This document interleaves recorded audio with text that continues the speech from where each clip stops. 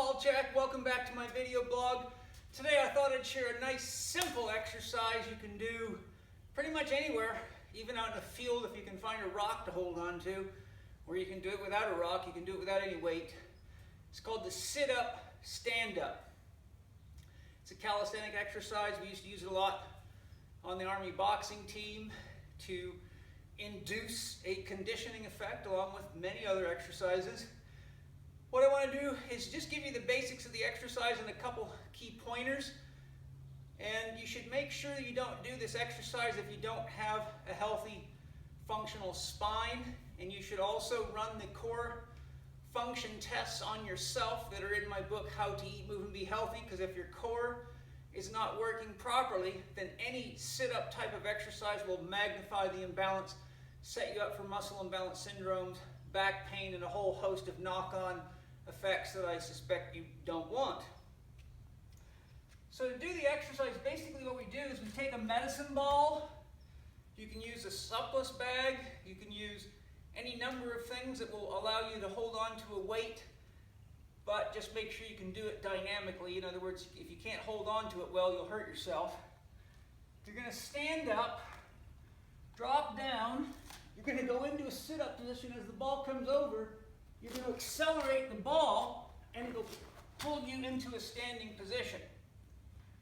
This ball's a bit light, so it's not as easy. You've got to find the right weight so you get enough momentum to help carry you up. So what you're going to do as a couple of precautions, when you're coming down, when you extend your legs out, if your lower abdominals and core strength are not good enough, as your legs extend out, your back will go into hyperlordosis, excessive curve. You'll be able to slide your hand all the way under there. That jams the facet joints of the spine together and can trigger an inflammatory process and pain. So as you extend those legs out, you got to make sure that you're activating your core, drawing your belly button in so that when your legs go out, your spine is nice and stable. So it should be nice and stable versus that happening.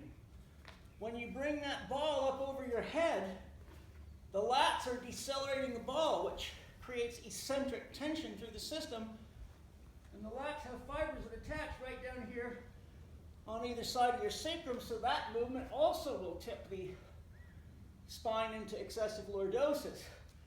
So as you're doing this and this, you really need a lot of core strength to maintain optimal structural alignment. Now there's a lot of functionalists out there that say, oh, let it go, blah, blah, blah. But I can tell you, you can let it go all you want, but you'll be letting a lot of your money go when you're running around trying to figure out why your back's in pain all the time and you're taking anti-inflammatories and beating yourself up. So first you want to increase the functional stability of the body, get your body working really well. Then you can introduce short periods of more dynamic movement. But the key thing is once you've built the systems correctly in your build-up phases, the nervous system now knows how to control the joints. So someone who's got a healthy, balanced body doesn't have to think about this stuff, playing tennis, kicking a soccer ball, working in the garden, or shooting hockey pucks, what have you, because the system self-regulates. It's people who do not have a functional system, much of which comes from faulty diet, that get into these types of functional exercises because they want to be a superhero or prove something, and they end up getting hurt. So what I'll do now is demonstrate a few reps of the exercise so you can see it in its kind of natural pace and form.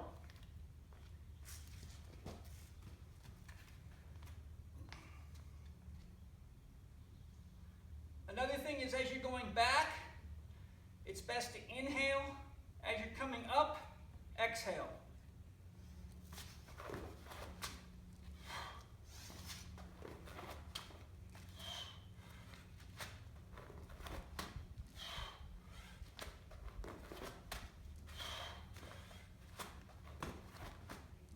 So there you go.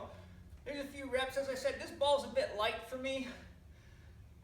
I just chose it because I'm at the end of a workout and don't feel like working that hard.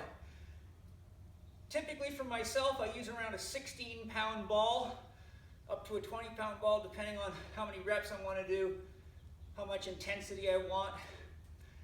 You can do it without a ball at all, but you have to move your arms fairly quickly. Women will be able to do that without a ball easier than men because they have a greater amount of their weight distribution in their legs. But experiment with it. Start off slow. I wouldn't recommend more than about 2 or 3 sets of 10 at the beginning, or even 1 set. Give yourself a couple days to see how you respond. Then you can build up from there. And this type of exercise you can do probably 3 times a week without causing too much problem. But if you do more than that, you can start to get a pattern overload because the muscles don't get enough rest. And the exercise does use high-speed movements, and you're doing high-speed deceleration. So there's a lot of eccentric loading, which can lead to increased muscle soreness. Thanks for joining me today. I'm Paul Chek. You can learn a lot more about this stuff in my scientific core conditioning program, my scientific back training correspondence course, my strong and stable video series, and if you want to learn the technique for lots of exercises, my gym instructor video series. But if you really want to go and get yourself trained properly by a skilled instructor, Chek Exercise Coach is the ultimate beginning for your highly skilled application of corrective and high performance exercise. Thanks for joining me today. I'm Paul Chek.